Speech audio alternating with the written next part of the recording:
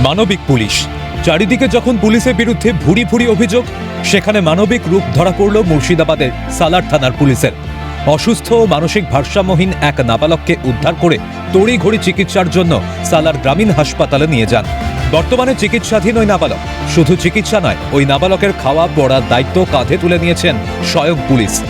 একই সঙ্গে হাসপাতালের চিকিৎসক ও নার্সরা অত্যন্ত যত্ন সহকারে তার চিকিৎসা চালিয়ে যাচ্ছেন। পুলিশ সূত্রে খবর, ওই নাবালক কথা বলতে পারছে না, ফলে তার নাম ঠিকানা জানতে তদন্ত শুরু পুলিশের। নাবালকটির উন্নত চিকিৎসার প্রয়োজন রয়েছে বলে জানিয়েছেন সালার গ্রামীণ হাসপাতালের চিকিৎসক। আজকে একটা মানসিক ভারসাম্যহীন একটা নাবালক একটি পেশেন্টকে সালার থানা থেকে পুলিশ অফিসার এসে ভর্তি করে দিয়ে গিয়েছে আমাদের এখানে।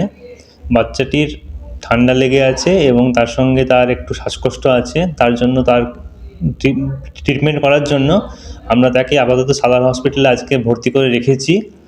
চারিদিকে যখন পুলিশের বিরুদ্ধে হাজারো অভিযোগ, তখনই রাতের অন্ধকারে অসুস্থ নাবালককে উদ্ধারে ঝাঁপিয়ে পড়েছে পুলিশ কর্মী। মুর্শিদাবাদ থেকে ভিক্টর বন্দ্যোপাধ্যায়ের রিপোর্ট, ক্যালকাটা নিউজ।